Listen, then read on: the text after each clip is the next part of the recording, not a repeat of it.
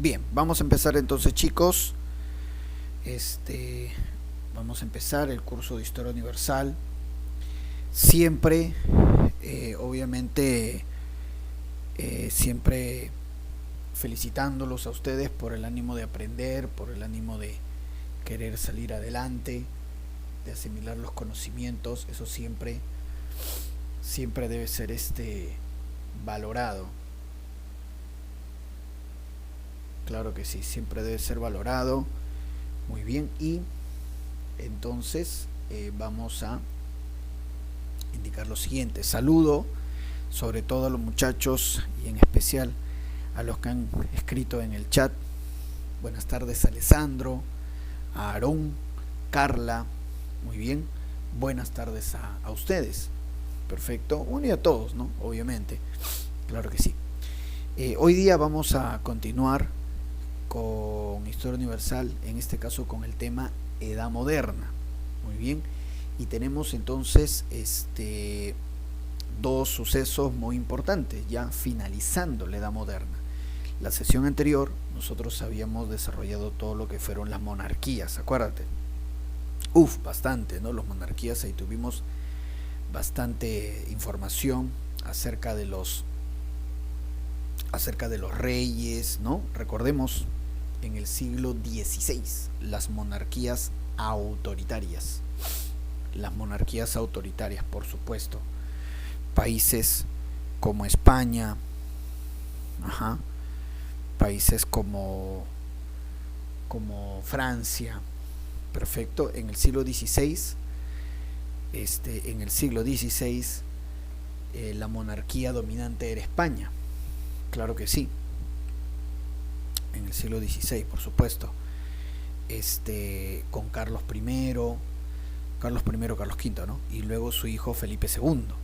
Claro, ellos representan el dominio español sobre Europa en el siglo XVI. También en el mismo siglo XVI está Francia, muy bien, mientras que en España era la dinastía Habsburgo, en Francia era la dinastía Valois y Borbón, ¿no? Ahí estábamos en Francia en el siglo XVI, destacamos a Francisco I, que rivalizó con Carlos, a su hijo Enrique II, que fue derrotado en la batalla de San Quintín, luego a Carlos IX, que mandó matar un montón de hugonotes, ¿no? La matanza de San Bartolomé, y luego al primer rey Borbón de Francia, que fue Enrique IV, que dio el edicto de Nantes, ¿no? Una paz entre católicos y hugonotes. Y en Inglaterra gobernaba la dinastía Tudor con Enrique VIII, que fundó la iglesia anglicana con el acta de supremacía, su hija María, que restableció el catolicismo brevemente, y luego su hija menor de Enrique VIII, la famosa Isabel, la reina virgen, ¿no? Isabel consolida el anglicanismo en Inglaterra, consolida el anglicanismo, por supuesto. Muy bien, entonces importante en ese aspecto. Muy bien, claro que sí. Y luego ya en el siglo XVII, el país más fuerte en Europa era Francia, ¿no? Con esta ideología absolutista. Claro, entonces en el siglo XVII en Francia ya era la dinastía Borbón con Luis XIII, pero famoso Luis XIII porque dejaba gobernar a su primer ministro, el cardenal Armando Richelieu, y Richelieu pues acondiciona todo en Francia para que se dé esta política absolutista, ¿no? Donde todo el poder recaía en el rey, ¿no? Providencialismo, origen divino, regalismo, ¿no? Impresionante. De Luis XIII viene su hijo Luis XIV, que mientras Luis XIV fue menor, gobernaba el primer ministro Julio Mazarino, ¿no? Con él se da, por ejemplo, el término de la Guerra de los 30 años, donde Francia participa en la Guerra de los 30 años apoyando a los príncipes alemanes. Y triunfan los príncipes alemanes, y Francia obtiene en el famoso Tratado de Westfalia, que pone fin a la Guerra de los 30 años, ¿no? Francia obtiene Alsacia y Lorena. Bueno, Luis XIV, cuando asume la mayoría de edad, él gobierna ya como el máximo representante del absolutismo. Luis XIV, el rey Sol, ¿no? Construye el Palacio de Versalles, busca las fronteras naturales de Francia. Luis XIV, su famosa frase, ¿no? El Estado soy yo, l'état c'est moi. Y su ministro de Hacienda, Colbert, que establece el mercantilismo, ¿no? Así es. Y mientras que en Francia se dio el absolutismo, ¿no? Con Luis XIV, en el caso de España, la decadencia, ¿no? En el siglo XVII en España gobiernan los Austrias menores. Los Austrias menores, que los famosos últimos reyes Habsburgo, ¿no? Felipe III, Felipe IV, Carlos II. Carlos II ni siquiera llega a tener hijos, ¿no? Entonces, cuando Carlos II, el último rey Habsburgo de España, muere, le deja la corona a su sobrino, Felipe V Borbón. Bueno, entonces España en una etapa, en un momento muy crítico. Inglaterra, recordemos que en Inglaterra gobernaban la dinastía Estuardo y que los reyes de Inglaterra intentaron establecer el absolutismo y no pudieron. Ahí más bien en Inglaterra es el parlamento el que cobra importancia, ¿no? Jacobo I gobernó tranquilo. Carlos I, muy bien, es el que intenta un gobierno absolutista, pero el parlamento lo derrota, ¿no? Esa es la famosa revolución puritana, que lo derrotan al rey Carlos en Naseby y lo decapitan. Muerto Carlos I, muy bien, muerto Carlos I, entonces, claro que sí, se establece, ¿no? La república, se establece la primera república inglesa, la primera república inglesa, así es, claro que sí, y con el famoso Oliver Cromwell, ¿no? Que establece el acta de navegación, donde ya Inglaterra va teniendo una superioridad o un dominio marítimo en Europa.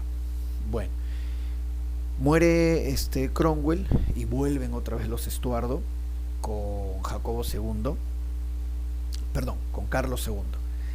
Y de Carlos II viene Jacobo II. Con Jacobo II es un rey católico que también intentó un gobierno absolutista, igual que el rey anterior Carlos. Jacobo será derrotado por el parlamento.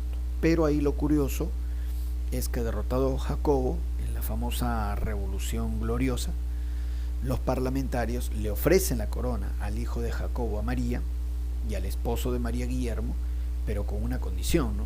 De que María y Guillermo van a ser reyes de Inglaterra, pero no van a gobernar. El rey reina, pero no gobierna. Claro que sí. Y bueno, María y Guillermo aceptan, y esa va a ser la monarquía constitucional, ¿no? Donde el rey reina, pero no gobierna, que gobierna es el parlamento. Así estaban las cosas en el siglo XVII. Y en el siglo XVIII, muy bien, aparecen nuevos reinos, ¿no? Aparece, por ejemplo, Austria, con la emperatriz María Teresa, aunque le va mal a María Teresa, ¿no? La derrotan en la guerra de sucesión, la derrotan en la guerra de los 7 años, pero aparece Austria en escena. Prusia sí aparece con todo, con el famoso rey Federico II el Grande, porque Federico el Grande es el que justamente triunfa derrotando a Austria en la guerra de sucesión austriaca y en la guerra de los 7 años, ¿no? Prusia ya va a ser considerada como una potencia protagonista, ¿no? En Europa. Rusia, con la dinastía Romanov. En Rusia, Pedro el Grande, ¿no? Que funda San Petersburgo, y luego con Catalina la Grande, ¿no? Catalina la Grande, importante, claro que sí, ella va a tratar de modernizar Rusia e incluso comenzar su expansión de Rusia, ¿no? Entonces, bueno, estos países, estos reinos, Austria, Prusia y Rusia, aparecen en escena. Y ahora entraríamos ya al último a la última parte, ¿no?, de la Edad Moderna, primero con el movimiento de la Ilustración y luego con la independencia de las 13 colonias. Muy bien, vamos a ver entonces por acá. Primero la Ilustración, ahí está, claro que sí, siglo XVIII. Por supuesto, siglo XVIII, importante. Bueno, vamos a ver acá. Ahí está. Vamos a ver las características de la Ilustración. Sí, también se le llama las nuevas ideas. También se le llama las nuevas ideas a la Ilustración. Por supuesto, vamos a ver primero sus características y de ahí vamos a ver a sus representantes, ¿no? Y cuáles fueron las nuevas ideas que se plantean en la Ilustración. Características, ¿ves? A ver. Es un movimiento intelectual, es un conjunto de ideas basado en la razón. Es decir, todas las ideas de la Ilustración, ¿no?, o nuevas ideas, van a estar siempre sustentadas en una lógica, en un racionamiento, muy bien, en cosas demostrables, en argumentos, muy bien. En ese sentido, por ejemplo, bueno, siempre las ideas tienen que ser demostrables, ¿no? Se supone que esa es la característica, ideas razonadas, ideas lógicas, muy bien. Esa es la base de la Ilustración, ¿no? Movimiento de ideas basadas en la razón, en la lógica. Se originó en Inglaterra, sí. Se originó en Inglaterra, muy bien. Sus inicios son en Inglaterra y vamos a ver incluso algunos personajes como John Locke, pero tiene su apogeo en Francia. En Francia es donde de repente van a estar los más representativos personajes de la Ilustración, pero sus inicios corresponden a Inglaterra. Así es. Muy bien. Criticó el absolutismo y el mercantilismo, claro. Justamente, ¿cómo critica el absolutismo? Proponiendo ideas democráticas. Por ejemplo, ¿no?, el absolutismo era que el rey concentre todo el poder. Pues bien, la Ilustración plantea lo contrario. Muy bien, la Ilustración plantea que el poder más bien debe estar dividido. Mira, el absolutismo dice todo el poder concentrado en la figura del rey de origen divino, eso dice el absolutismo. La Ilustración, lo contrario, no, el poder debe estar dividido, debe haber un balance de poderes, muy bien, para evitar caer en el abuso y para ser más democrático las funciones de gobierno. El mercantilismo es que el Estado tenga un predominio sobre la economía, una economía cerrada, intervenida desde el Estado. La Ilustración plantea todo lo contrario. La Ilustración plantea el libre comercio, que más bien el Estado no se meta en la economía, que deje a la iniciativa privada, muy bien, que el Estado no intervenga, que más bien permita el libre comercio, no una economía cerrada, una economía libre, el libre comercio, el libre mercado. Eso es mientras que el mercantilismo plantea la iniciativa del Estado, la Ilustración con la propuesta de una economía libre comercio plantea la iniciativa del individuo, de la persona. Muy bien, ahí está. Mientras que el mercantilismo dice que el Estado debe dirigir y planificar la economía, el libre comercio de la Ilustración dice no, la economía debe ser libre, debe ser en libertad. Y bueno, también por ejemplo, dentro del antiguo régimen estaba el absolutismo, el mercantilismo, y estaba una sociedad estamental, o sea, una sociedad por grupos, ¿no?, que el clero, la nobleza, ¿no?, por ejemplo, el pueblo. Y la Ilustración plantea una igualdad de todos ante la ley. Muy bien, todos somos iguales, no puede haber grupos, no, todos iguales ante la ley, todos debemos tener el mismo trato, no un trato diferenciado por grupos, que yo soy el clero, que yo soy la nobleza, que yo soy la aristocracia, que yo soy el... No, no debe haber un trato por grupos, todos iguales ante la ley. Eso plantea la Ilustración. Muy bien. Por eso se dice que critica el antiguo régimen. Así es.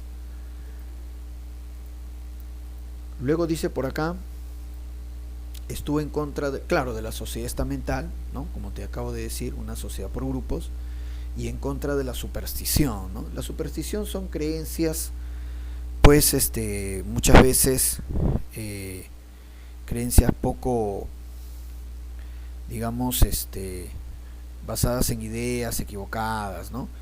Como te digo, la Ilustración plantea que todas las ideas deben ser razonadas, todo debe tener una lógica, todo debe tener un argumento. En ese sentido está en contra de la superstición, ¿no? Que son ideas a veces subjetivas, que incluso no son del todo demostrables. Muy bien. Luego, ¿qué más? Dice, sí, la burguesía difundió estas ideas. La burguesía van a ser pues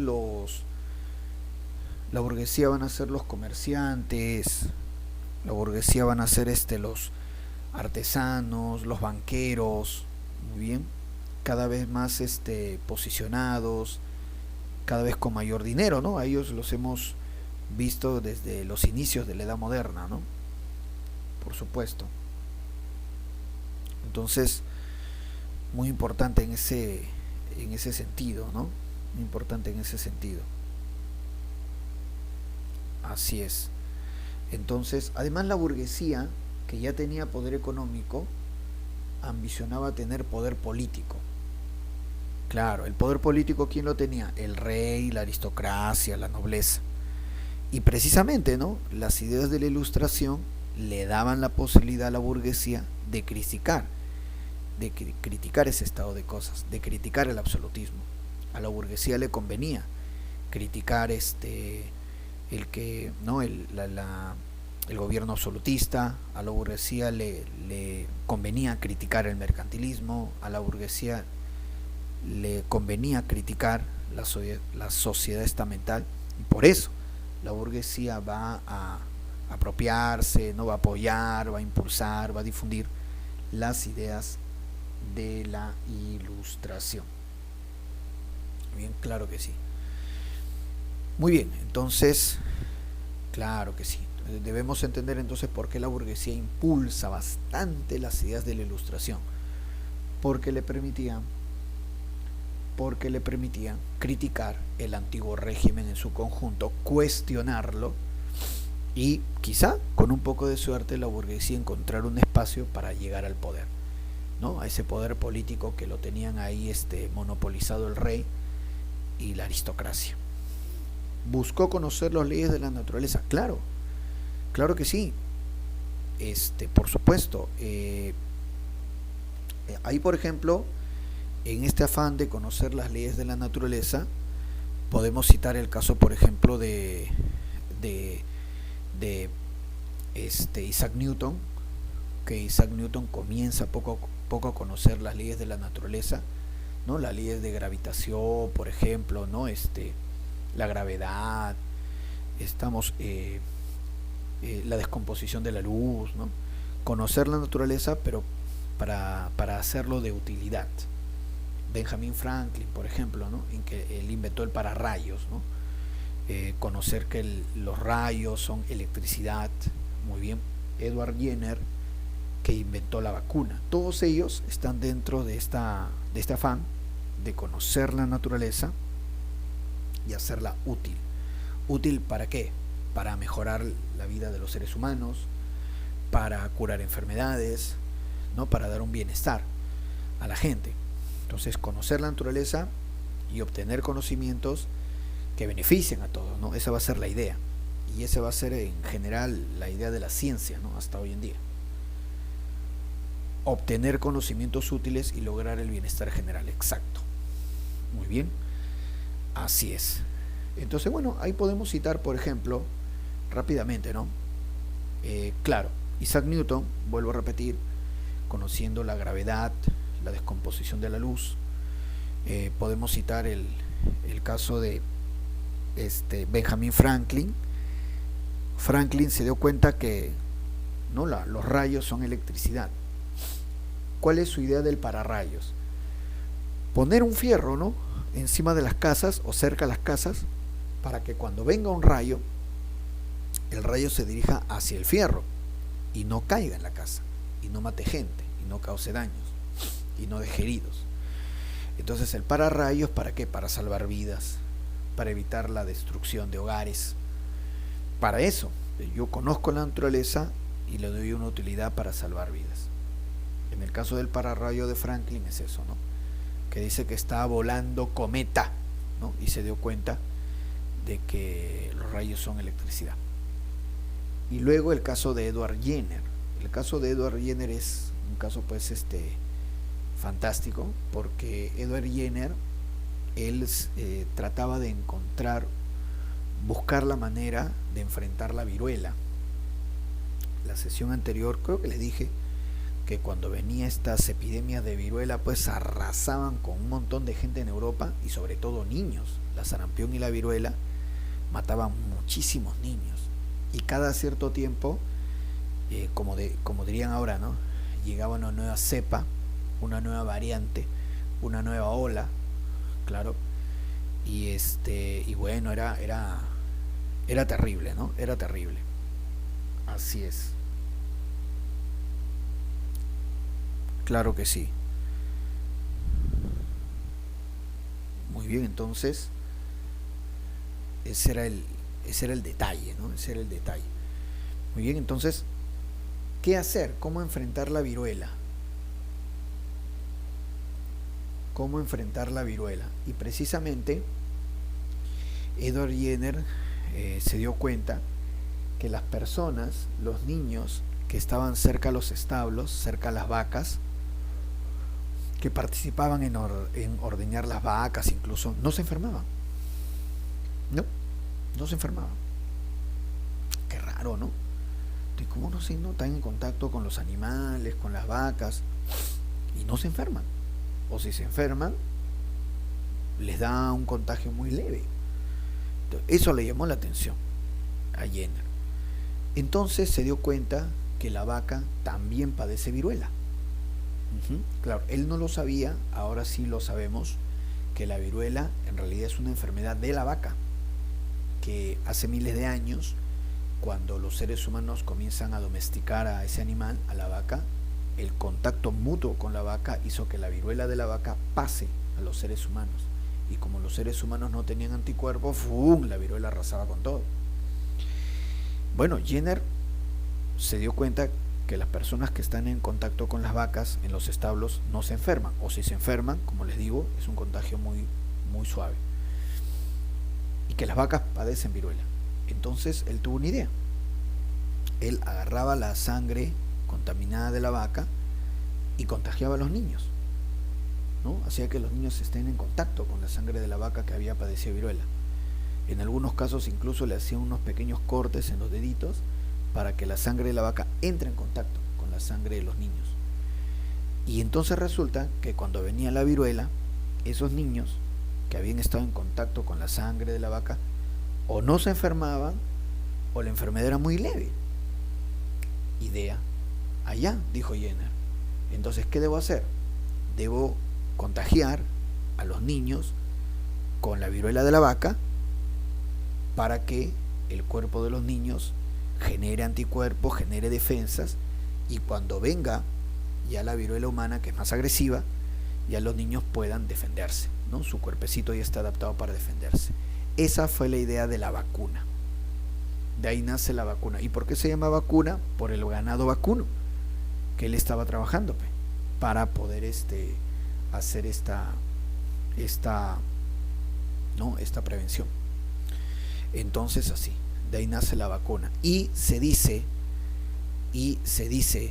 que la vacuna de Jenner es el invento que más vidas ha salvado en la historia de la humanidad. Así es simple. Muy bien. Arlene me pone ahí, profe, Edward Jenner fue el creador de la vacuna. Exactamente, justamente de eso estamos hablando. Entonces, esa vacuna contra la viruela de Jenner, vuelvo a repetirle, es considerada el invento que más vidas ha salvado en el mundo, ¿no? Generalmente, a veces uno destaca, ¿no? Inventos como la pólvora, como la bomba nuclear, ¿no? La radioactividad, que a la larga fueron inventos para matar un montón de gente en las guerras, y hasta hoy en día. Pero en este caso, resaltamos un personaje que hizo una creación que fue exclusivamente para salvar, y salvó muchísimas vidas, sobre todo de niños, ¿no? La vacuna de Jenner. Entonces, él está dentro de esta idea de la ilustración y de la ciencia, de adquirir conocimientos, pero que sean útiles. Claro, pero que sean útiles, ¿no? Entonces, de esa manera. Muy bien, entonces, ya está. Hemos visto 3 casos. Muy bien. Benjamin Franklin con el pararrayos, Jenner con la vacuna. Muy bien, claro que sí. Lógico, ¿no? Y Isaac Newton también, claro, ¿por qué no? Bien, vamos a ver, avanzamos. Tenemos los antecedentes de la ilustración. Como yo les decía, la ilustración se origina en Inglaterra. Ya, en Inglaterra vamos a ver entonces una corriente de pensamiento que es un antecedente, un pilar de la ilustración. El otro pilar se da en Francia. El primero es justamente en Francia lo que es el racionalismo francés. Acá tenemos al famoso René Descartes, famosísimo, claro que sí. Ahí está René Descartes.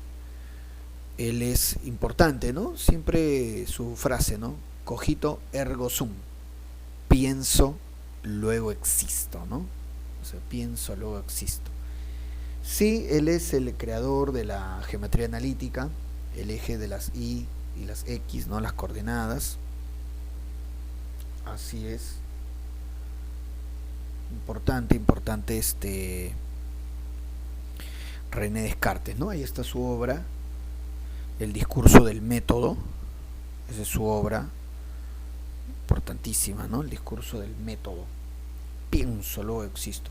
Claro, el racionalismo francés indica justamente que todas las ideas deben tener una lógica, que todas las ideas deben ser, pues, hasta cierto punto comprobadas, muy bien, argumentadas. Entonces ese es, digamos, el pilar, ¿no? Del racionalismo. No da lugar a la especulación, no da lugar al, digamos, a las supersticiones, a los dogmas. No, todas las ideas deben ser científicamente comprobables, ¿no? Entonces, por eso pienso, luego existo. Muy bien, ahí está. Y vuelvo a indicar su libro, El discurso del método. Esto es en Francia. Muy bien. Ahora, en Inglaterra, tenemos acá a Francis Bacon, llamado el padre del empirismo inglés. Claro, el empirismo se basa en la experiencia. Ahí está su libro, El Nuevo Organón. El Nuevo Organón. Muy bien, claro que sí. Sí, el empirismo se basa en la experiencia. Perfecto, entonces las ideas deben ser corroboradas en la realidad. Las ideas deben ser corroboradas en la realidad. Ya está. Entonces, la experiencia, ¿no? El trabajo en laboratorio, claro que sí, ¿no? La experimentación para llegar a la verdad y a un conocimiento científico. Muy bien. Entonces los empiristas dirían, ¿no? Si tú quieres hablar de amor, primero tienes que haberte enamorado. Si tú quieres hablar de pobreza, debes haber vivido la pobreza o estar en contacto con la pobreza para poder hablar de ella, ¿no? Si tú quieres hablar del aspecto militar, entonces deberías, pues, entrar en contacto con una vida militar para que puedas hablar, ¿no? La experiencia te va a decir qué es lo que debes opinar, de qué se trata, de lo que quieres hablar, ¿no? La experiencia. Muy bien, de Francis Bacon, padre del empirismo, y a continuación el que muchos señalan como padre de la ilustración, de las nuevas ideas, John Locke. Muy bien, Juanito Candado. John es Juan y Locke es Candado. Juanito Candado. John Locke. Muy bien, ahí está. Padre de las nuevas ideas. ¿Por qué?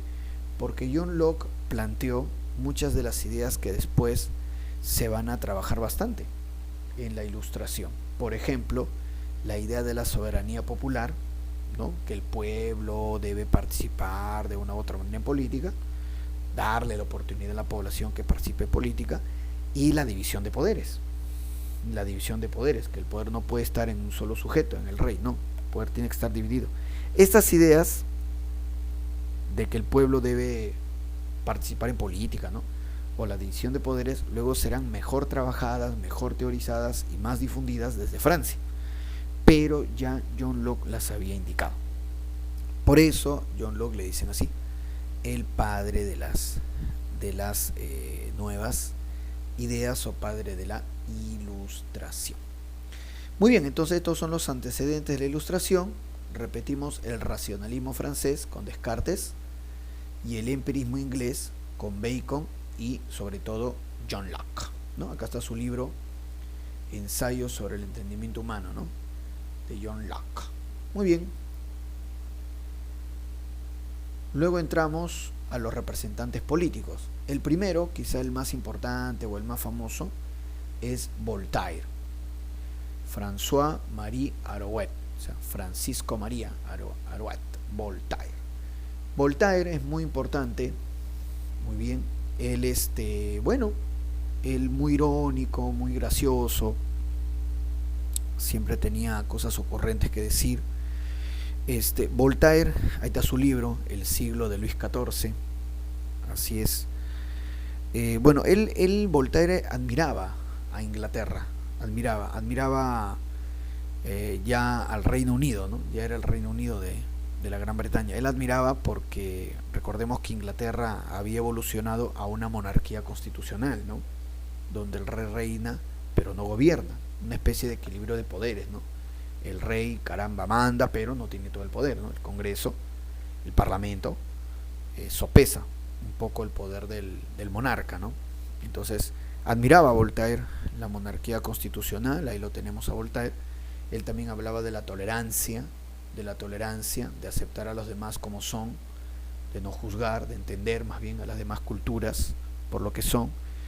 Y él hablaba de la educación, bastante la educación, ¿no? Voltaire decía que los seres humanos nacemos con defectos, con virtudes, pero también con defectos. Y a través de la educación debemos tratar de, ¿no?, quitarnos o contener esos defectos para tener una vida mejor, ¿no?, para ser una sociedad más tolerante. Entonces, la educación, muy bien, y la tolerancia. Muy bien, ojo, el ser humano nace con defectos y para eso debe ser educado. Su librito, El siglo de Luis XIV, y también el diccionario filosófico. Muy bien, ahí está. De un representante político. Luego tengo por acá a Charles de Secondat, el barón de Montesquieu. Este personaje, el barón de Montesquieu, es pues el barón de Montesquieu es muy importante porque él trabaja bastante y difunde bastante esta idea de lo que viene a ser, muy bien, la división de poderes. La división de poderes.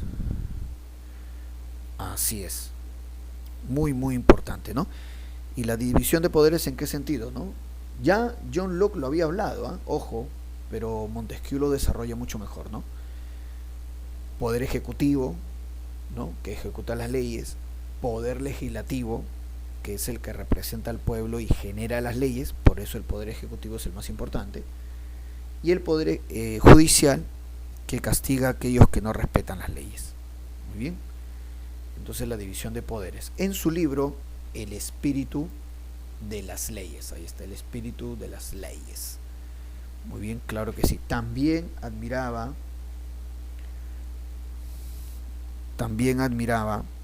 muy bien a Inglaterra, a su monarquía constitucional. Así es. Muy bien. Y bueno, seguimos avanzando un poco más. Ahora de repente el que era visto como el más radical, Jean-Jacques Rousseau o Juan Jacobo Rousseau. Muy bien. Así es. Bueno, Jean-Jacques Rousseau, él pues hablaba de la soberanía popular, aunque no utilizaba mucho ese término en sí, pero sí la idea de que el pueblo participe del poder, de que el pueblo es el depositario del poder, el pueblo, no el rey, ¿no? Porque en el absolutismo el rey es el depositario del poder porque el rey desciende de Dios, pero Rousseau dice no, es el pueblo el depositario del poder, el pueblo. Entonces el pueblo, por ejemplo, puede elegir un gobernante, ¿no? El pueblo puede delegar el poder a un gobernante, elegir, y de esa manera el pueblo participaría del poder, ¿no? Participaría de la política. Entonces eso es lo que decía Rousseau, ¿no? Y el gobernante designado tiene que gobernar en nombre del pueblo, ¿no? Quien lo ha elegido. Ahí está. Su famoso libro de Rousseau, El contrato social. El contrato social. Además que Rousseau hablaba de la idea del buen salvaje. La idea del buen salvaje. O sea, Rousseau decía, el hombre nace bueno, la sociedad lo corrompe. Y ahí, por ejemplo, bueno, digamos que en su época se aceptó esa idea, ¿no? Del buen salvaje, el hombre nace bueno y la sociedad lo corrompe. El pueblo es bueno, ¿no? La sociedad lo corrompe. Pero después se ha demostrado que eso es equivocado, ¿no? Porque la realidad es más un poquito como lo decía Voltaire, ¿no? El hombre nace con bondades y con defectos. El hombre nace con bondades y con defectos. Eso de que el hombre nace bueno, no, el hombre no nace bueno. El hombre nace con cosas buenas y cosas malas. Muy bien, el pueblo de por sí no es bueno. El pueblo también tiene defectos. El pueblo también se equivoca. El pueblo también comete abusos. El pueblo también es injusto. El pueblo también es mezquino. Entonces no se puede decir, pues, no, alegremente, el pueblo es bueno. No, el pueblo no necesariamente es bueno. Porque el pueblo está integrado por gente que no necesariamente es buena, que también maneja intereses. Pero bueno, Rousseau decía eso, ¿no? Rousseau decía el buen salvaje, el pueblo nace bueno, bueno, en fin. Y ahí está su libro, El contrato social. Entonces, como te darás cuenta, en política la ilustración es democrática, ¿no? Porque la ilustración habla de división de poderes, que el pueblo participe en política, ¿no? La ilustración es democrática. Y por eso mismo los reyes absolutistas la rechazaban. Porque claro, un rey absolutista, ¿qué le vas a decir? No, oye, comparte tu poder, divide tu poder, jamás, pues, ¿no? Entonces en ese aspecto la ilustración era rechazada.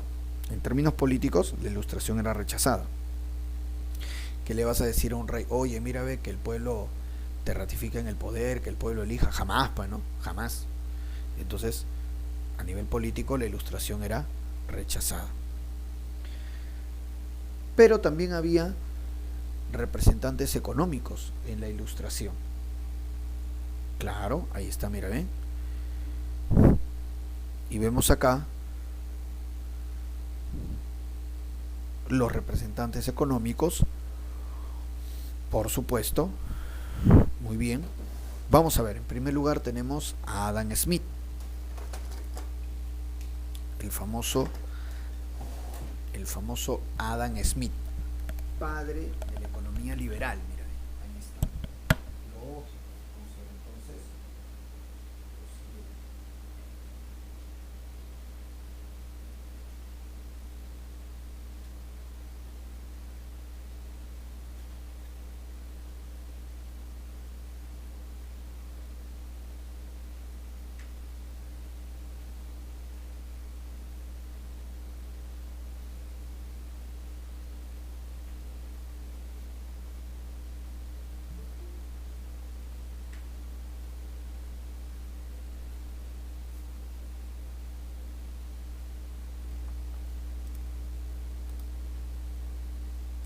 muy bien, entonces vamos con el aspecto económico. Mira, Adam Smith, entonces, padre de la economía liberal, él planteó que la riqueza estaba en el trabajo. Sí, Adam Smith decía, ¿no? Adam Smith decía, un árbol y un ropero. El árbol está hecho de madera, el ropero también, ¿verdad? El árbol es grande, pesado, el árbol ahí está, madera. El ropero también es grande, pesado, madera también. Pero ¿por qué el ropero vale más que el árbol? Si los dos son de madera. Ah, porque el ropero tiene una utilidad, porque el ropero tiene un buen acabado, porque el ropero tiene una ventana, porque el ropero está encerado, pintadito, ¿no? ¿Y quién ha hecho eso? ¿Quién ha armado el ropero? ¿Quién le ha puesto, lo ha pintado bonito? ¿Quién le ha puesto una ventana? El ser humano, ¿sí o no? El trabajo humano ha convertido esa madera en ropero. El trabajo humano es lo que le está dando valor a ese ropero, porque es madera igual que el árbol, pero claro, en el ropero ha habido trabajo, en el árbol no. Entonces el trabajo es lo que le da valor a las cosas. Eso es lo que decía Adam Smith, que la riqueza está en el trabajo. Publicó su librito, ahí está, ¿no? La riqueza de las naciones, una investigación sobre la riqueza de las naciones. Y obviamente Adam Smith planteaba el libre comercio, ¿no? Ya te he dicho, como rechazo al absolutismo, porque el absolutismo hablaba del mercantilismo, que el Estado dirige la economía, que el Estado tenga una economía cerrada, intervenida, proteccionista, ¿no? Y obviamente Adam Smith estaba en contra de eso, él planteaba una economía de libre comercio, que los comerciantes, los países mismos estén en toda la libertad de negociar, y así van a prosperar, que la iniciativa no la tenga el Estado, no, que la tenga el individuo en libertad, menos Estado, más individuo, ¿no? Eso es lo que decía Adam Smith en su librito La riqueza de las naciones. Muy bien. Luego tenemos a François Quesnay. Quesnay planteó la fisiocracia, es decir, la riqueza radicaba en la tierra. La riqueza radicaba en la tierra. Muy bien, así es. Entonces, para Quesnay, muy bien, la riqueza, por ejemplo, la generaba la agricultura, la riqueza la generaba la ganadería, la minería, ¿no? Actividades que tengan que ver. Entonces, bajo esa teoría, ¿no?, de la fisiocracia, la riqueza se generaba con actividades como la agricultura y la minería. Bien, su libro Tabla económica, ahí está, de Francis Quesnay. Y acá abajito tenemos a Vincent Gurney con su famosa frase laissez passer. Claro que sí, ahí está, ¿no? Laissez faire, laissez passer, dejar hacer, dejar pasar. Muy bien. También, ¿qué significa dejar hacer, dejar pasar? Libertad, libertad económica. Vincent Gurney también hablaba del libre comercio y él decía que la riqueza estaba en la industria, ¿no? Mira qué curioso, ¿no? Adam Smith, la riqueza está en el trabajo. Quesnay, la riqueza está en la tierra, minería, agricultura. Y Gurney, la riqueza está, muy bien, en la industria. Ahí está su librito, Consideraciones de las sociedades y matrices. Muy bien, ahí está. Muy bien, entonces hemos visto que la ilustración a nivel político es democrático, ¿no? División de poderes, elecciones, soberanía popular. Y a nivel económico es libre comercio, ¿no? Iniciativa privada, menos Estado, más individuo. Muy bien. Y tenemos a continuación, ahí está, muy bien. Bueno, mira, a continuación tenemos la publicación. Dime, te escucho. Dime.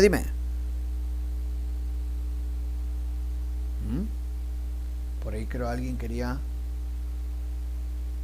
participar, me parece.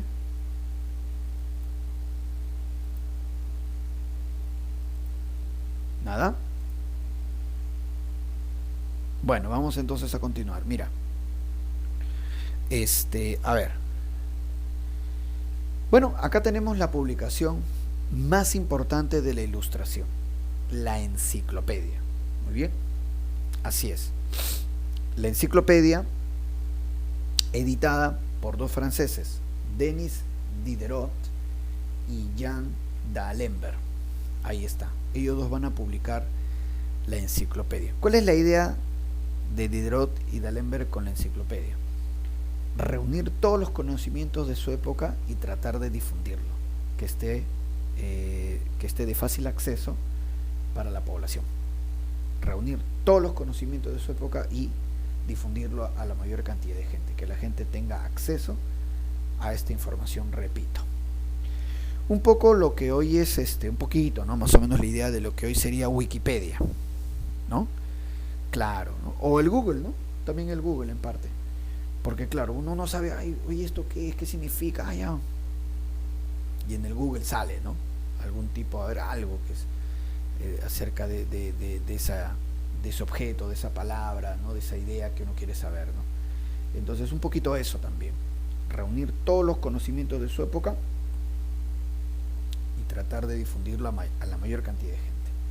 La enciclopedia. Lo editaron en Francia, tuvieron algunos problemas, porque, por ejemplo, como te dije al comienzo, la gente de la Ilustración criticaba las supersticiones, y al criticar las supersticiones también criticaban a la Iglesia Católica. Muy bien, tú sabes que la Iglesia Católica se rige por dogmas, muy bien, la Biblia, ¿no? La palabra de Dios, ¿no?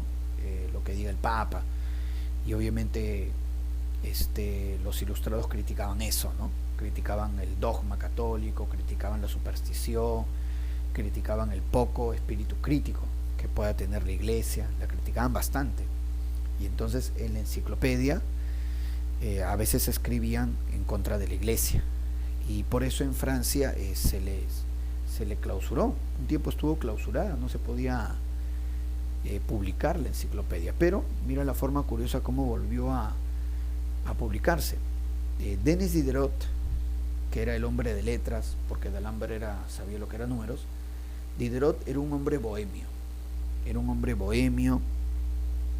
andaba, le gustaba siempre la fiesta, los lujos, y bueno, también incluso visitaba sitios nada santos, así tipo prostíbulos en París, ¿no? Diderot tenía esa vida, bohemio, ¿no? Bohemio. Y justamente en uno de esos sitios, ¿no? En uno de esos espacios, ¿no? Donde había gente bohemia como él, gente culta pero con algunos vicios, conoció a una señorita llamada Madame Pompadour. Madame Pompadour. Y después Diderot con sorpresa se entera que Madame Pompadour, que era una mujer que leía bastante, era una mujer muy culta, pero también tenía una vida bohemia y era muy guapa, resulta que Madame Pompadour era amante del rey de Francia, de Luis XV, el bien amado, ¿no? Así le decían el bien amado porque era medio mujeriego. Entonces Diderot, cuando por presión de la Iglesia Católica se clausura la enciclopedia, entonces Diderot él busca a Madame Pompadour, muy bien, la conoce, ¿no? La había pues tratado, ¿no? En estos sitios, ¿no? De bohemio, pero él sabía que a Madame Pompadour le gustaba la lectura, que si bien tenía una vida bohemia, era ilustrada, ¿no? Le gustaba leer, y habla con ella sabiendo que Madame Pompadour era amante de Luis XV, para que convenza al rey de que vuelva a editarse la enciclopedia. Y así va a ocurrir.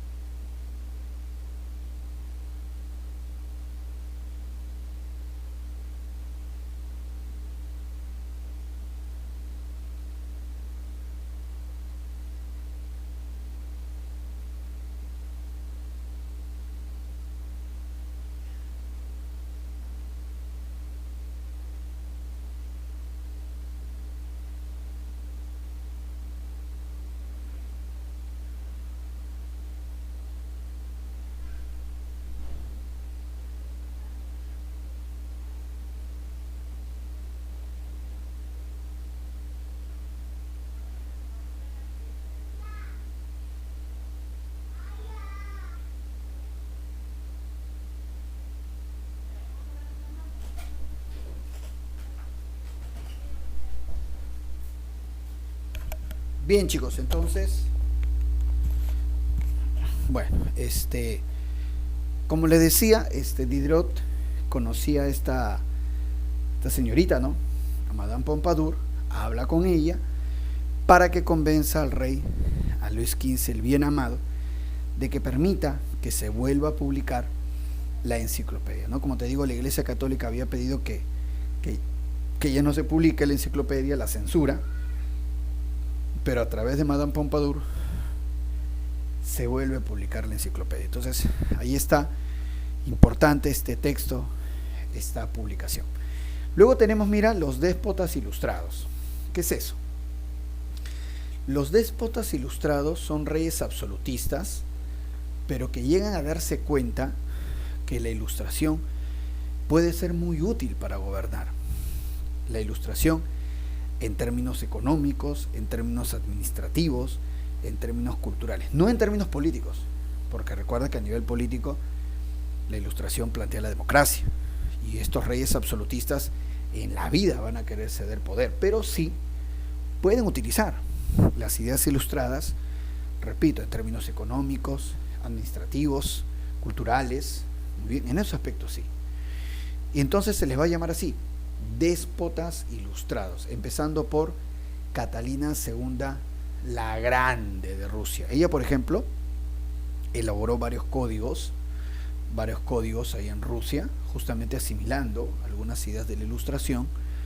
Ella también, por ejemplo, valoró bastante la presencia de ilustrados, de intelectuales ilustrados. Voltaire, por ejemplo, estuvo allá en Rusia. Francisco Miranda, el famoso precursor y prócer venezolano de la independencia de Hispanoamérica, también estuvo por ahí. Es más, se dice en las malas lenguas que Francisco Miranda habría tenido un amorío con Catalina II la Grande, ¿no? Porque esta Catalina II era también, ¿no? Le gustaban mucho los muchachos, dice era brava. Bien, luego tenemos por acá a José II de Austria, José II Habsburgo.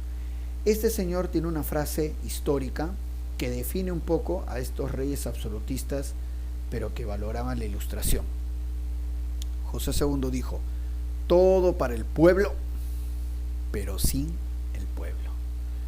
Todo para el pueblo, pero sin el pueblo. O sea, toda mi preocupación para el pueblo, mi mejor gobierno para el pueblo, lo mejor para el pueblo, pero sin el pueblo, o sea, sin democracia, sin ceder poder, sin darle participación al pueblo en política, no.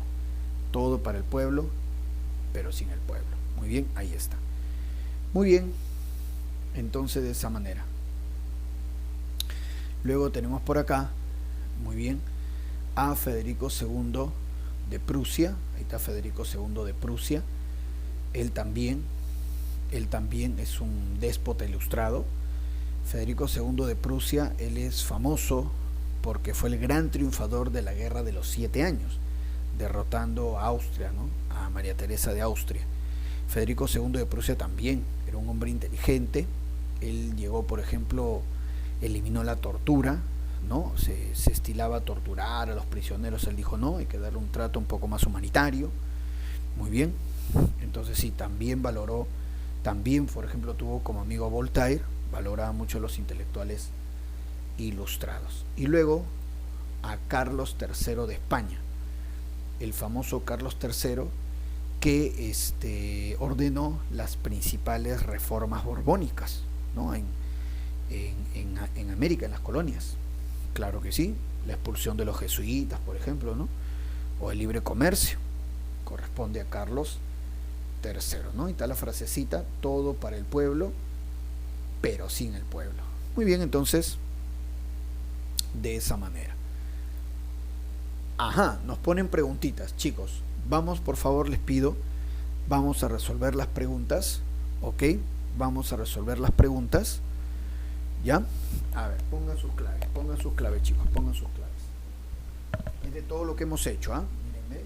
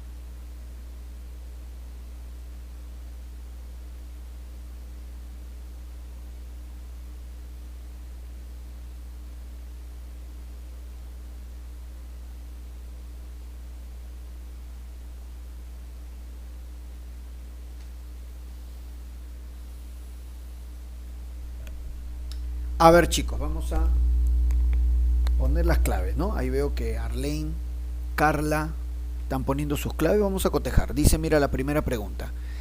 A los pensadores del siglo XVIII que se basaron en el predominio de la razón para el conocimiento de la verdad se les denominó ilustrado, ¿verdad? Ilustrado, claro, siglo XVIII. Recordemos también que al siglo XVIII, por toda la difusión de las ideas de la ilustración, se le va a llamar el siglo de las luces. El siglo de las luces. Uno dedo. Vamos a poner acá. Uno dedo. 2. Corrientes de pensamiento consideradas antecedentes directos de la ilustración. Antecedentes. Recuerda, el racionalismo y el empirismo, ¿verdad? Racionalismo y empirismo. Entonces, 2 dedos. 2 dedos. Muy bien. Siguiente, 3. Dice, no corresponde a la ilustración. Ya, aquí entonces apela al dogma y al conocimiento repetitivo. No, pues, se recuerda que tenía un espíritu crítico, ¿no? 3 dedos. Claro, ¿no? El espíritu crítico. La duda, ¿no? Decía Descartes. Siempre hay que dudar. Entonces, 3 dedo. 4. No fue una característica de la ilustración. No fue una característica de la ilustración. A ver. Dice, solo pretendía cambios económicos y políticos, pero no de carácter social. No, falso. Pretendía también, recuerda que hablaba de una igualdad de todos ante la ley, sin privilegio de grupos. 4 dedos. No una sociedad estamental. Entonces, ¿cómo queda la primera columna? Aquí están las claves en el chat, mira. 1 dedo, 2 dedos, 3 dedos y 4 dedos. Vamos con la segunda columna. A ver la segunda columna.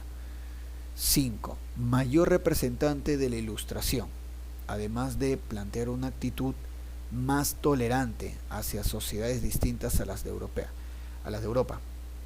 La tolerancia y la educación. Eso lo hablaba Voltaire, ¿no? François-Marie Arouet. 5 agüita. Siguiente, 6. Autor del diccionario filosófico. Planteaba impulsar la educación como medio para erradicar la ignorancia del pueblo. El diccionario filosófico también es de Voltaire. 6 agüita. Siguiente, 7. Personaje que defendió los intereses de la nobleza francesa, además de escribir el espíritu de las leyes y plantear la división de poderes. Ese es Secondat, barón de Montesquieu. 7 besos. 8. Dice, representante de la ilustración, establecimiento en Francia de una monarquía además de la división de poderes. Igual, Montesquieu. 8 besos. Ahí está, 8 besos. Claro que sí. Muy bien, entonces.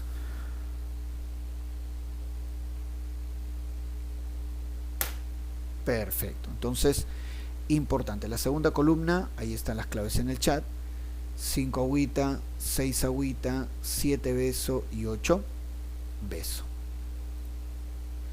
Vamos con este segundo bloque. Y mira, en este segundo bloque tenemos preguntas de eco. Mira, hay 3 preguntas de eco. ¿Ya? A ver, entonces, pon tus claves, muchachos. Pon tus claves. Es de todo lo que hemos hecho. De todo lo que hemos hecho.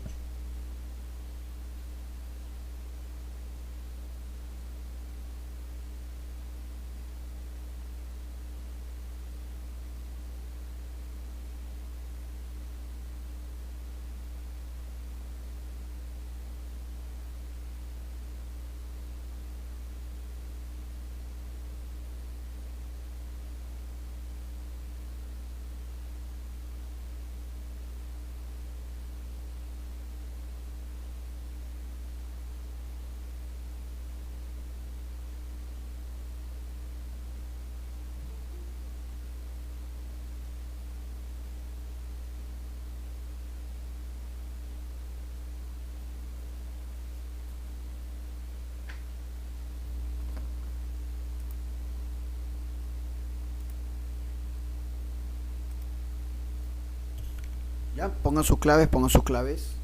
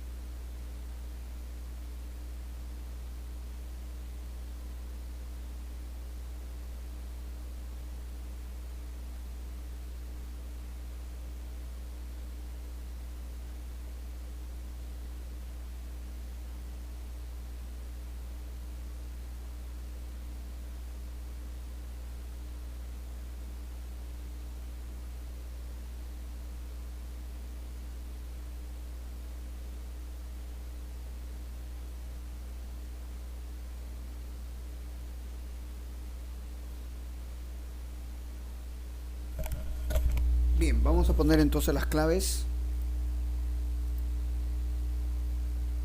Dice así. Pregunta 9. Personaje de la Ilustración que defendió la idea del buen salvaje, además de escribir el contrato social. Muy bien. Claro, ese es Jean-Jacques Rousseau. Muy bien, contrato social es su obra, 9 dedito. Siguiente, 10. No corresponde a la enciclopedia. A ver, fue la mayor publicación de la Ilustración, sí. Ojo que me está pidiendo en la 10 lo que no es. En la 10 me está pidiendo lo que no es. A ver, apoyaba las tradiciones del... No, ¿cómo va a apoyar las tradiciones del catolicismo? Al contrario, era anticlerical, ¿no? Cuando se hacían las críticas a la Iglesia Católica, se llamaba así, anticlerical. 10 besitos. Siguiente, 11. La corriente económica que plantea que cualquier intervención del Estado sería perjudicial para el desarrollo de la economía, liberalismo. 11 beso. 12. Uno de los siguientes enunciados representa un planteamiento de Adam Smith en su libro. La fuente de riqueza es el trabajo. 12 agüita. Entonces, ahí está, mira, ve. Ahí están las claves de la primera columna en el chat. 9 dedo, 10 beso, 11 beso y 12 agüita. Vamos ahora a resolver las preguntas de ECO. Mira, ve, ahí están las preguntas de ECO. Preguntas como se estilan ya en los exámenes de admisión de la Universidad de San Marcos, ¿no? Llamadas así preguntas de ECO. La 13 dice: el investigador, puntos suspensivos, escribió el contrato social.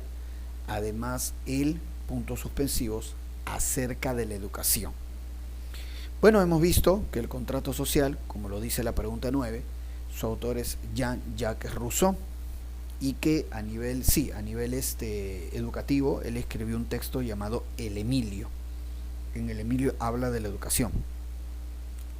Rousseau. Entonces, 13, casa.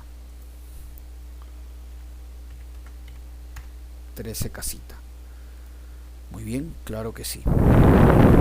Entonces, así es.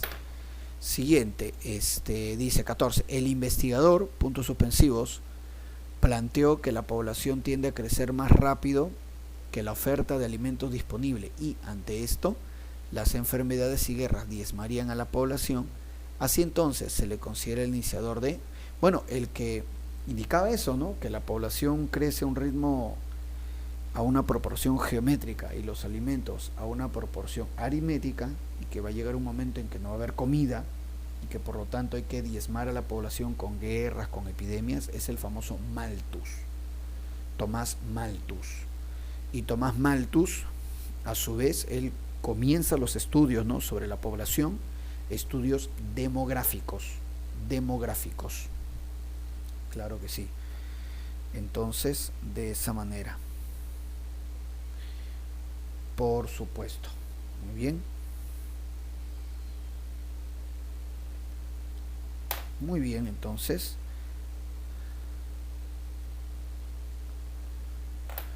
Perfecto.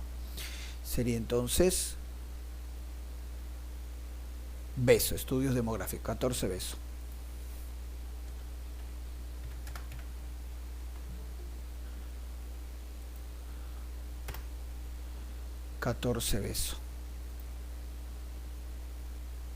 Claro que sí. Muy bien, vamos a ver entonces por acá, vamos con la 15. Muy bien, dice: lo verdadero y lo falso con respecto a la ilustración, dice, siglo XVIII es. A ver, lo verdadero y lo falso. Premisa 1.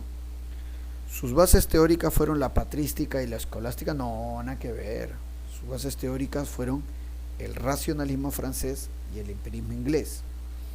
Primera premisa falsa. Segunda premisa: el mercantilismo fue una de las propuestas de tipo económico. No, al contrario, la ilustración critica el mercantilismo. La ilustración plantea el libre comercio. Laissez faire, laissez passer, dejar hacer, dejar pasar. La 2 es también falsa. La 1 y la 2 son falsas. 3. Dice: la enciclopedia buscó reunir todos los conocimientos de su época y difundirlos. Sí. La 3 es verdadera. Y la 4, sus planteamientos sirvieron para criticar, ¿no?, para la crítica al antiguo régimen. Claro, sí. Muy bien. Entonces, falso, falso, verdadero, verdadero. Casa, 15 casa.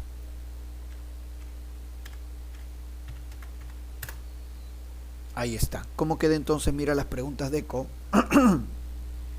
13 casa, 14 beso, 15 casa. Muy bien, así es. Muy bien, avanzamos entonces. Vamos ahora con el otro punto. El último de la edad moderna, hasta ahora por lo menos, ¿no? Se refiere la independencia de las 13 colonias norteamericanas. Muy bien, Vamos a ver entonces. Aquí está, rebelión de las 13 colonias. Bueno, acá nos ponen como antecedentes, ¿no? Obviamente la fundación de las 13 colonias. Esto fue durante el siglo XVII, ¿no? Vemos acá al pirata Walter Raleigh, famoso pirata que tuvo amoríos con la reina Isabel. Muy bien, sí. Y que justamente él funda la primera colonia, Virginia, en honor a la reina virgen, pues, en honor a Isabel. Eso, Virginia. Muy bien. Luego vienen más colonos, ¿no? Ahí están los padres peregrinos, claro que sí, fundan Massachusetts, el desembarco del Mayflower, muy bien, 1620. Entonces, bueno, las 13 colonias fueron más una iniciativa privada, ¿no? A diferencia quizá de lo que fue el proyecto, por ejemplo, español, ¿no? Que era más estatal. En el caso de estas 13 colonias eran grupos privados que llegaban y comenzaban a fundar, ¿no? Estas colonias. La primera fue Virginia, de ahí Massachusetts, en total van a ser 13, ¿no? Por supuesto. Justamente tenemos por acá, ¿no? Las colonias sirvieron de refugio a minorías religiosas, católicos, puritanos, cuáqueros, protestantes. Tenían autonomía, claro, y tenían autonomía porque habían sido fundadas por privados, ¿no? Claro que sí, no había mayor intervención estatal al inicio. Formación de una sólida burguesía basada en el comercio marítimo y la agroexportación. Muy bien. Hasta ahí todo bien. Ahí están las 13 colonias. Muy bien. La primera, Virginia, acá. La segunda, Massachusetts, con su puerto Boston. Muy bien. Luego aparecen otra más, ¿no? Rhode Island, New Hampshire, New York, Connecticut, Nueva Jersey, Pensilvania, Maryland, Delaware, Carolina del Norte, Carolina del Sur, Georgia. Georgia fue la última en fundarse.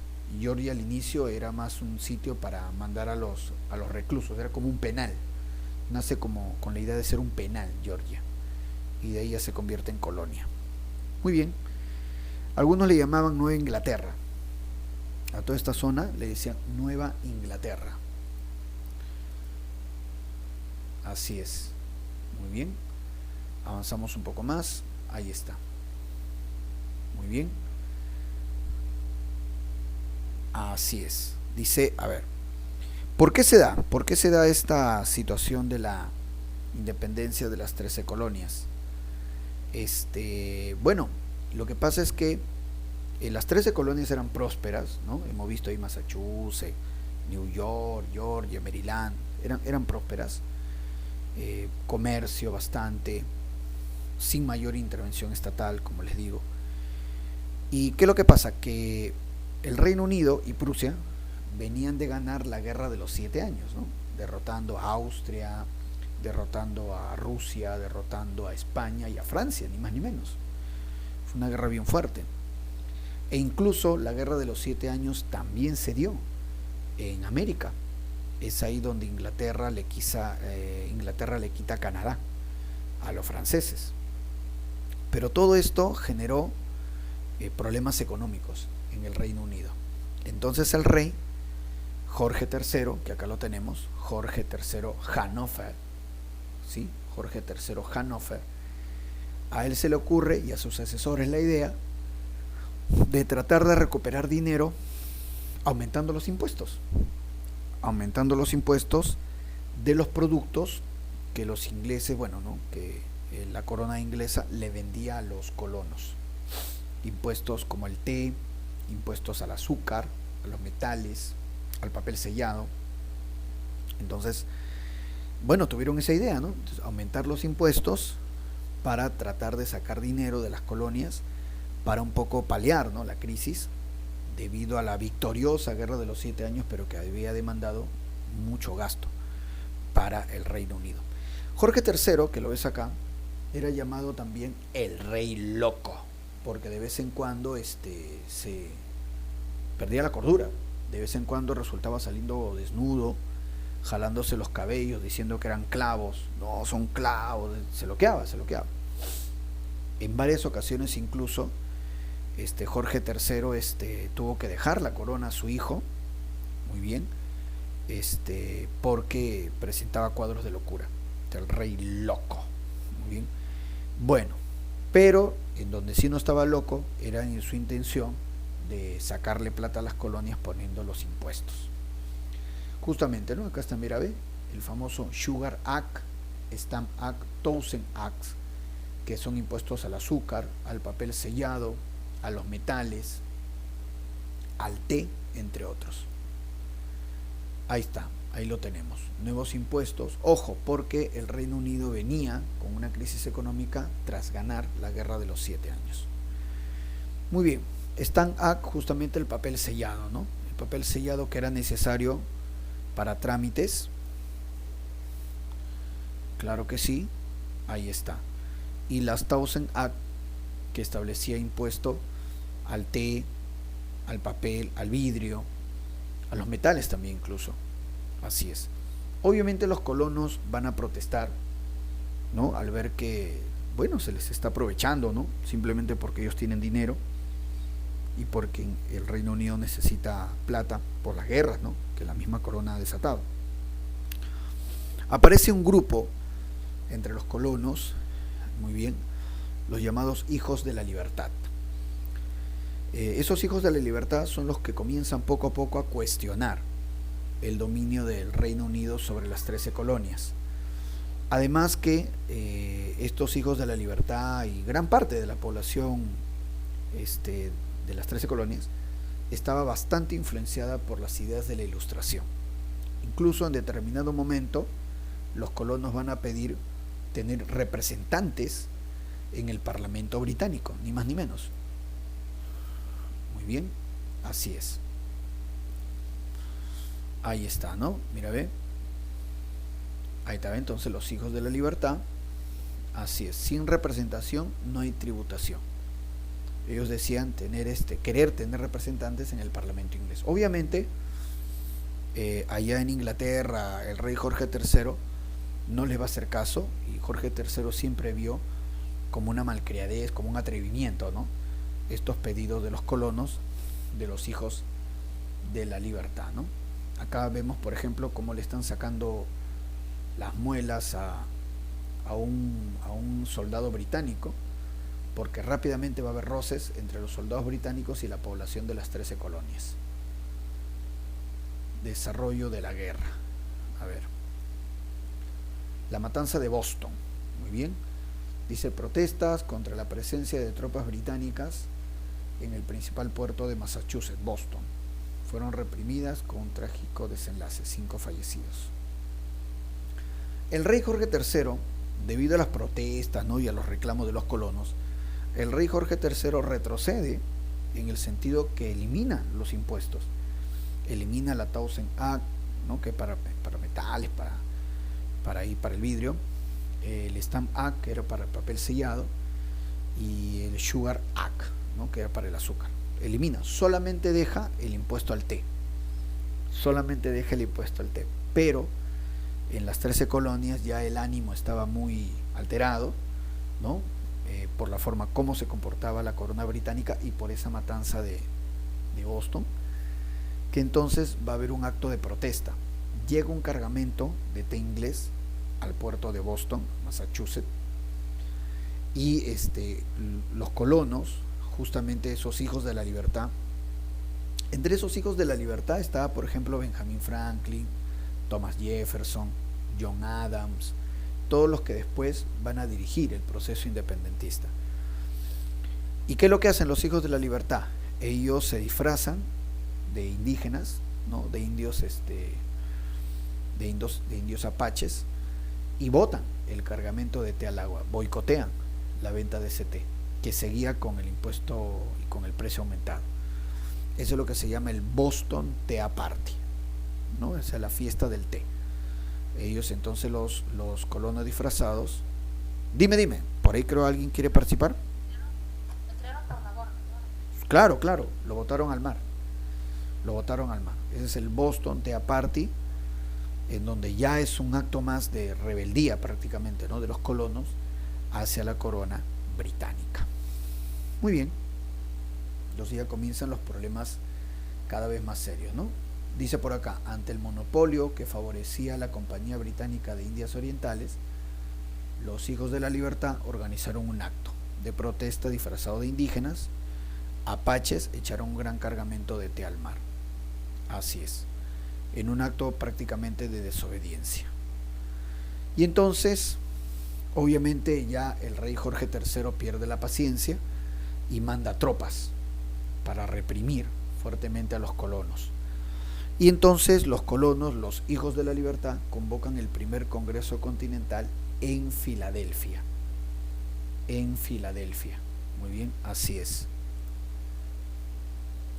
Entonces, en este primer Congreso Continental se exige ya formalmente al Reino Unido que los colonos quieren tener representante en el Parlamento y deciden boicotear, no comprarle productos al Reino Unido, a la Compañía de Indias Orientales. Boicot económico. Todavía no cuestionan el dominio británico, no, pero sí piden tener representantes en el Parlamento inglés y boicot económico. Muy bien, pero el rey Jorge III contesta enviando más tropas todavía. Ahí está: debido a las llamadas leyes intolerables que le quitaban autonomía a las colonias, representantes de la mayor parte de ellas se reunieron en Filadelfia, actual Pensilvania, y redactaron la Declaración de Derechos y Agravios, ¿no?, y el boicot económico. Comienzan ya las batallas. Ahora, las primeras batallas fueron a favor de los británicos, que tenían un ejército profesional. Los colonos organizan un ejército, pero un ejército todavía pues muy, ¿cómo diríamos?, ¿no?, indisciplinado, ¿no?, el famoso ejército continental. Y el encargado de ese ejército continental era George Washington. Muy bien, pero estas primeras batallas son a favor del Reino Unido. Entonces, y es más, el Reino Unido a la larga se iba a terminar imponiendo. Por eso es que los Hijos de la Libertad, ellos se reunieron y deciden que Benjamin Franklin vaya a pedir apoyo a los países enemigos del Reino Unido. Y sí, Franklin va a encontrar apoyo en los países que justamente el Reino Unido había derrotado en la anterior guerra de los 7 años. ¿Qué países? Francia, España y Holanda. Muy bien. Y justamente franceses, españoles y holandeses mandan soldados profesionales, que son los que le van a permitir a los colonos enfrentar mejor y derrotar a los británicos. Muy bien, entonces ahí está. Los actos de guerra empezaron en abril de 1775 en Lexington y Concord. Segundo Congreso Continental. Muy bien, claro que sí. Y en el segundo Congreso Continental, en lo que viene a ser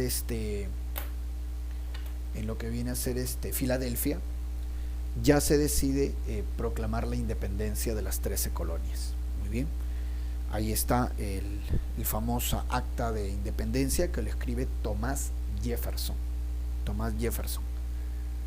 Escribe el acta de independencia. Muy bien, y se le da todo el apoyo a George Washington para que continúe, ¿no?, organizando, liderando el ejército continental. Pero vuelvo a repetirles, el Reino Unido iba a ganar, porque los colonos no eran pues profesionales, ¿no? Benjamin Franklin logra el apoyo de España, Francia y Holanda. Ahí está la Declaración de la Independencia. Thomas Jefferson escribió el acta. Benjamin Franklin es el que va a viajar a pedir apoyo internacional. Muy bien, claro que sí. Importante, ¿no? Ahí está, 4 de julio del año 1776 se firmó la llamada Acta de Independencia, de las 13 colonias, escrita por Thomas Jefferson y presentado por una comisión integrada por Benjamin Franklin y John Adams. Muy bien. Batalla de Saratoga. Perfecto. Dice, al principio los colonos no lograron resultados favorables. Claro, lógico. Washington, para reorganizar el ejército continental, y la declaración de la independencia dieron un nuevo impulso a la lucha. Esto se reflejó en el año 1777, cuando los colonos obtuvieron una gran victoria en Saratoga, al rechazar un ejército británico procedente de Canadá. Intervención francesa y española, ¿no? Los franceses mandaron bastantes soldados, armas, barcos de guerra. Sí, los franceses se la jugaron por las 13 colonias como una forma de hacerle daño al Reino Unido por la derrota en la Guerra de los 7 años, ¿no? Y liderando las tropas francesas estaba pues el famoso Marqués de Lafayette,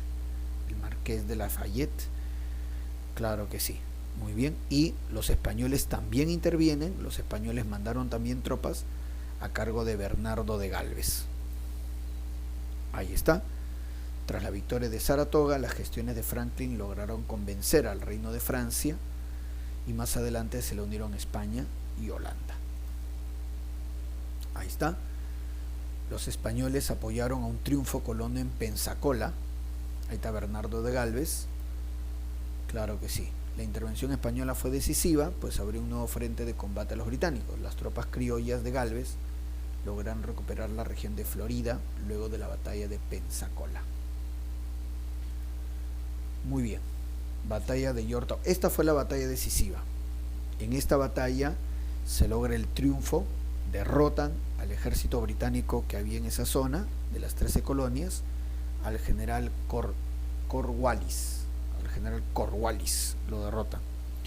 Lo curioso es que en esta batalla de Yorktown había más soldados franceses y españoles que norteamericanos en sí. Ahí está. Muy bien, derrotan a las tropas británicas dirigidas por el general Charles Cornwallis. Batalla de Yorktown. Muy bien.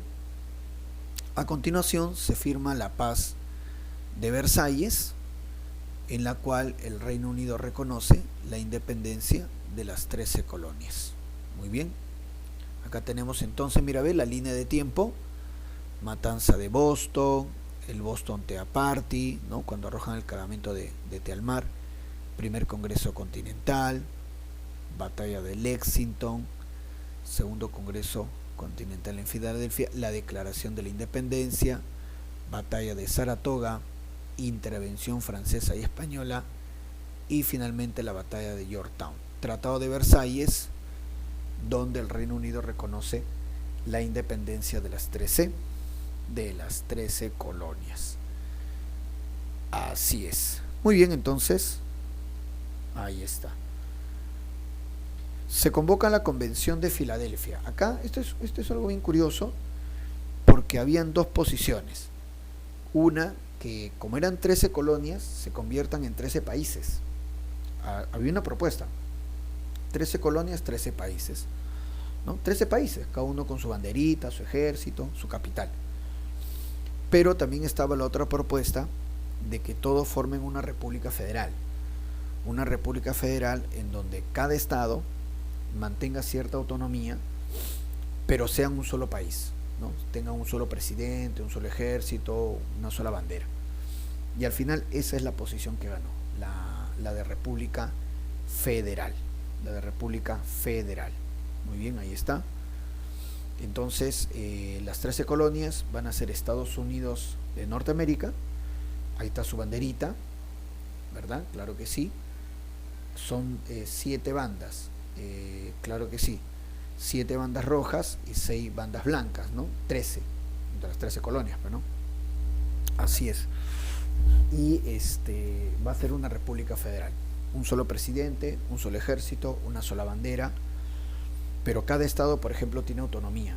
Autonomía legal, autonomía en seguridad y en educación. Y hasta ahora, ¿no?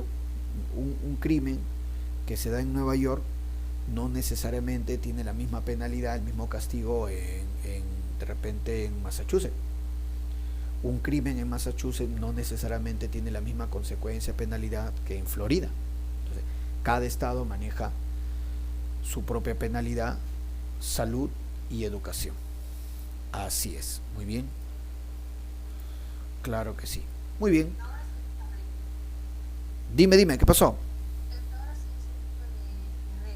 Por supuesto. Su justicia, ¿no? La aplicación de leyes en lo que se refiere al crimen, seguridad, educación y salud. Sí, hasta ahora es así, pues es una república federal. Y se elige como primer presidente a George Washington, ¿no? Ahí está, George Washington. Perfecto, claro que sí. Muy bien, entonces pasamos ya, ahí está el esquema final, y pasamos a las preguntitas. Aquí está. Muy bien, vamos con las preguntitas. Ya, a ver chicos, pongan sus claves respectivas. Pongan sus claves respectivas, a ver.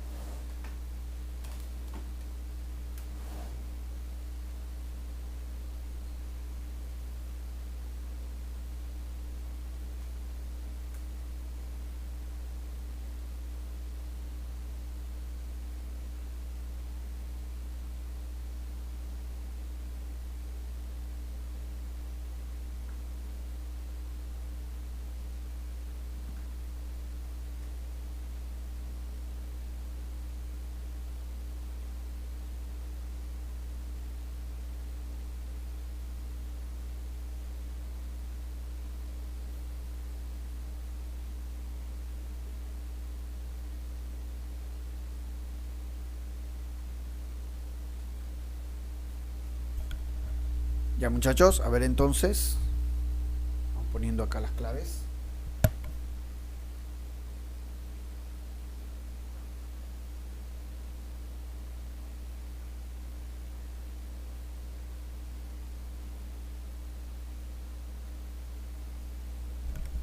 A ver, dice así.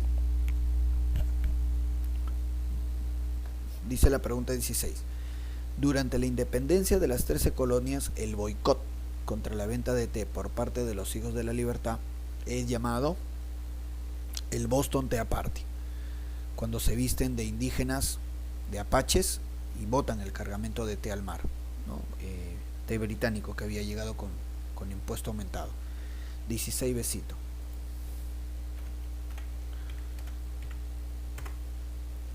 Siguiente, 17. Reorganizó y dirigió el ejército continental para luchar por la independencia de las 13 colonias norteamericanas. Muy bien, claro que sí. ¿Quién dirige el ejército continental? George Washington, ¿no? 17 dedo.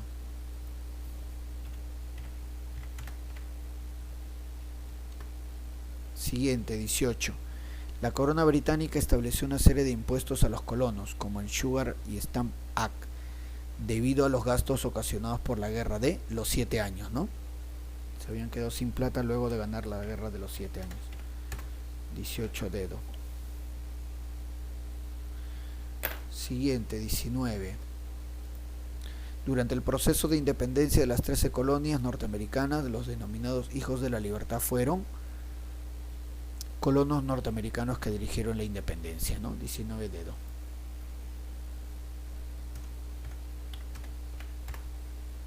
Ahí está. ¿Cómo queda entonces la primera columna? Mira, ahí están las claves en el chat. 16 beso, 17 dedo, 18 dedo y 19 dedo también. Así es, ahí está. Muy bien. Vamos con la segunda columna. A ver, la segunda columna dice 20. La batalla decisiva que decidió la independencia de las 13 colonias. Muy bien, norteamericanas fue, donde se derrota definitivamente a las tropas británicas. La batalla de... Mira, uy, no está acá, qué raro. Mira, a ver, vamos a ponerla acá en el chat ya. La 20, la batalla decisiva clave es Yorktown. Esa es la batalla decisiva, Yorktown. Mira, ¿no está? Qué raro. Bueno, 20 es Yorktown. Ahí lo estoy poniendo la clave en el chat. 21. Países europeos que apoyaron decisivamente la independencia de las 13 colonias. España y Francia, pues. Francia y España, ahí está. 21, beso. 21, beso. Siguiente, 22. Elegido presidente de los Estados Unidos en la Convención de Filadelfia, 1787, Washington. 22 dedo. 23. Dice la importancia de la Constitución de 1787 de los Estados Unidos de América es la primera constitución que toma en cuenta ideas de la Ilustración. Casa, 23 casa. Entonces, ¿cómo queda la segunda columna, no? Y esta, mira las claves en el chat. 20 es Yorktown, 21 beso, 22 dedo, 23 casa. Muy bien, vamos entonces con el último bloque. A ver, ponemos las claves ahí en el último bloque.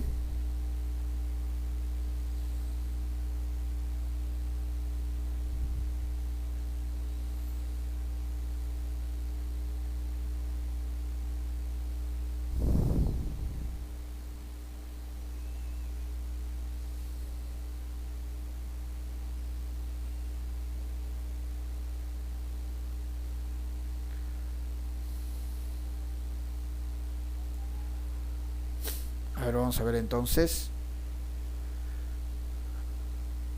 Dice así. 24. Al inicio de la lucha por la independencia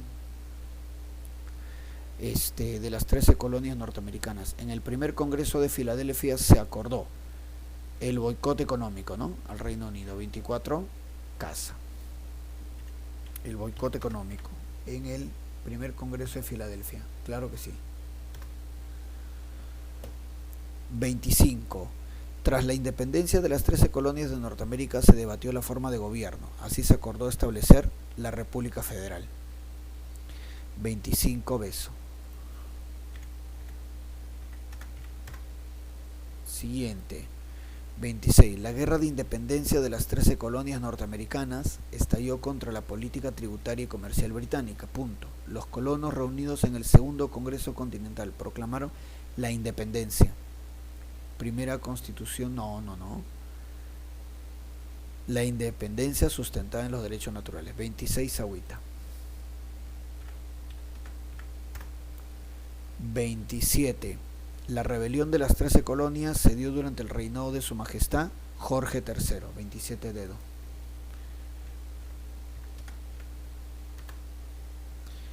¿Cómo queda entonces? Mira la primera columna, ahí están las claves en el chat. 24 casa, 25 beso, 26 agüita y 27 dedo. Vamos con las preguntas. Deco. 28. La batalla de puntos suspensivos 1781 marca la derrota definitiva de las fuerzas puntos suspensivos en el proceso de independencia de las 13 colonias. Ahí sí está, ¿no? Esa es la batalla clave. Yorktown. Y derrotan a las fuerzas británicas, ¿no? Claro, Yorktown británica. 28 dedo. 28 dedo. Ya, va una. Como varias veces te he dicho, las preguntas de ECO no es que sean más complicadas, son más elaboradas, pero en algunos casos incluso más fáciles. 29, a ver. Tras la culminación de la lucha por la independencia de las 13 colonias, en la denominada, puntos suspensivos, se estableció como régimen, puntos suspensivos. Bueno, a ver, ya. en la denominada Constitución, pues, ¿no? Carta Magna de 1787, como régimen la República Federal. 29 dedos. 29 dedos. Y 30, a ver, dice, lo correcto con respecto a la rebelión de las 13 colonias norteamericanas. Lo correcto, dice, con respecto a la rebelión de las 13 colonias norteamericanas. A ver. Premisa 1. En sus inicios los problemas tributarios provocaron malestar en los colonos. Claro. ¿Sí? La primera premisa es correcta. Segunda premisa. El gobernante del Reino Unido fue Jorge III. Claro. ¿Sí? Jorge III. Tercera premisa. Los llamados hijos de la libertad dieron los reclamos y protestas antifiscales. Sí, es cierto. Es cierto. 2 y 3. No, perdón. Sería todas, 1, 2 y 3. Todas son correctas. 30 dedos. 30 deditos. Todas son correctas. 30 dedos. Muy bien, entonces chicos, bien, vamos entonces y llegamos hasta acá con Historia Universal. Ahí están las claves de las preguntas de ECO, están en el chat. 28 dedos, 29 dedos, 30 dedos. ¿Ya? Entonces hacemos 5 minutos y de ahí volvemos con el curso de cívica. ¿Ya? Listo, muchachos, 5 minutos y volvemos con cívica. Así es. Muy bien.